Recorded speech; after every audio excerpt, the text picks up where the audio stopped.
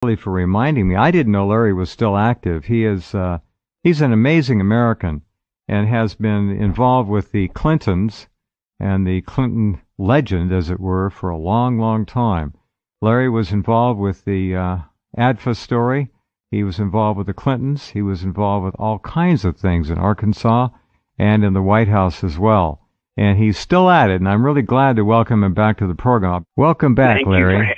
Thank you. Welcome for having me. And I'm really glad you're back. What we're looking at here, the Clintons, they just won't go away. And what I wanted to talk to you about tonight is Hillary, obviously, and her intent, it would seem, to finally ascend to the throne that she felt was rightfully hers in the past, and probably still does. What's your view of Hillary Clinton today, Larry? Where is she?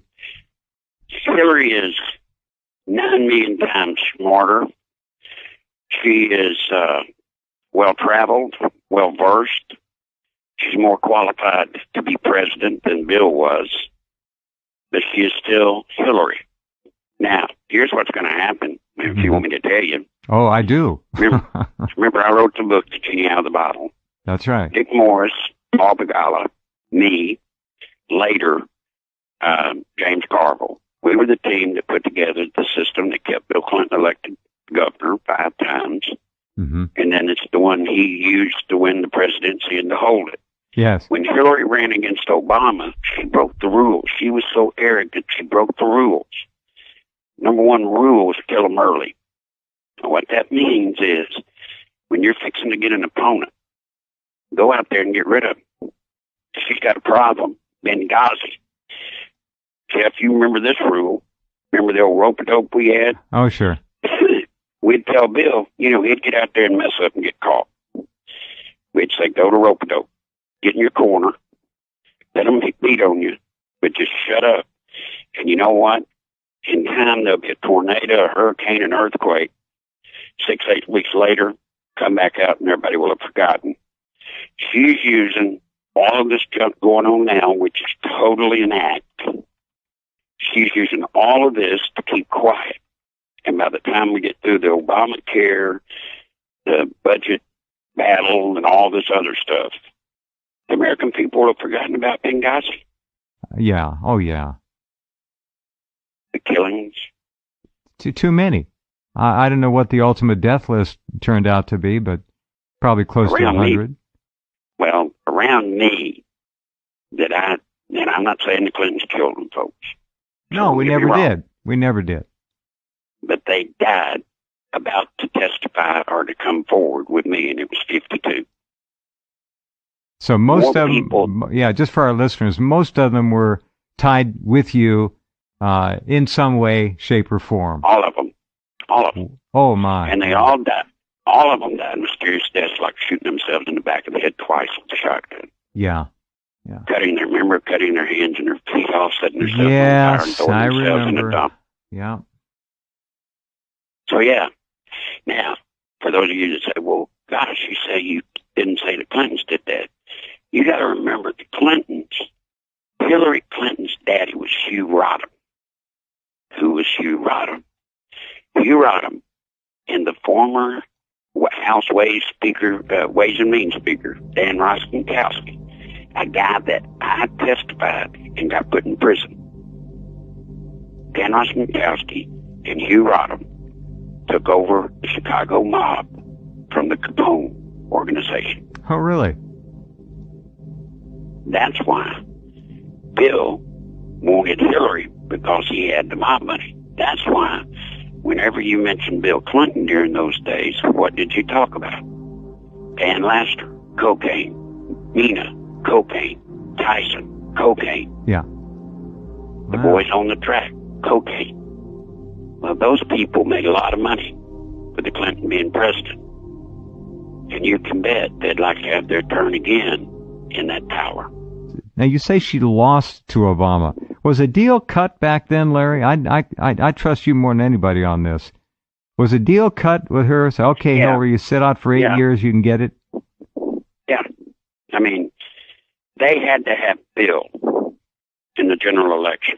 Yeah. And that was the deal. They cut Hillary in. It was a deal. Made her Secretary of State, gave her independence. She went out, built her track record, and that's what it was all about. Jeff, let me say to your audience, just get one thing clear. I'm the meanest son of a bitch you've ever known. I've done everything you can imagine, broke every commandment. A lot. So don't think I'm a good guy. Mm-hmm. I know who you are. And I did the stuff for the Clintons. Folks, all I can tell you is the truth. And it ain't pretty. It's not what's pretty. She gonna do? Yeah. No, and it's not going to be pretty when she gets there. And when she walks in with the legacy left by Obama, remember, she tried to get Obamacare. How do the Clintons feel about the Oreo cookie in the White House right now? They hate him. Chicago, They hate him. Chicago money, Chicago mob. Yeah. I mean, he dropped the, excuse the term, he dropped the turd in the buttermilk of their whole world. Mm-hmm. Come up from Chicago, took over support of Chicago, put his guy back in Chicago. I mean, yeah, they hate him. But he will be history. He will be history. But the stuff he's leaving, mm-hmm. he's going to leave Hillary king or queen, and she will take the power. And folks, Bill Clinton will tell you. I mean, look, Bill Clinton was an inch deep and a mile wide. But he'll tell you, Hillary's the meanest woman you'll ever meet in your life, the meanest person. Just ask Vince Foster, right? If he was yeah. But look, go to Benghazi. Those 4 guys died. What did you see her say? Hey, come on, they're dead. That's right. what she thinks of life. Well, look at how she reacted to the brutal butchery of Muammar Gaddafi. I mean, come on. She was damn near laughing out loud. Yeah. I mean, that's what I'm saying. People have no idea what you're fixing to get. She's beyond vindictive, this woman. She is. Ask me about it. She's well, I know. She's a killer. She, in a heartbeat. Yeah. Now, she might not do it, but give her control of the CIA, give her control of rogue government groups, sure, independent contractors that we've got today. Yeah. You telling me? You can look in that woman's eyes and figure it out, and look at some of her reactions. And welcome back to Hannity, and here is the final part of our exclusive interview with Rush Limbaugh. You're a student of history. You're a student of politics. You live, eat, and breathe this. Have you ever seen deep state leaks about one a day? The Democrats hate the president. Republicans are weak, and many of them, as you point out, I think they want him to fail. You got this never-Trumper crowd. And then the media, all aligned against him. Ever seen it this bad? Never. Never have. People say that Nixon was the object of hatred and derision, and he was. But I have never seen, Trump is really exposing the people that do run or think they run this country, and they are scared to death, and they're angry. They feel betrayed by the election. And what they're demonstrating is they are perfectly willing to get rid of Trump any way they can and overturn the results of an election simply because they don't like it. What the Mueller investigation is, it's a prelude to finding a crime or a misdemeanor that might be impeachable or creating a process crime. You know, I get funny about the Mueller investigation. What I hear, they can't find a crime. There wasn't a crime to start with, as there should have been. What they're finding is crimes on the Democrat side that they're trying to sweep aside. Hillary and the rigged primary against crazy Bernie.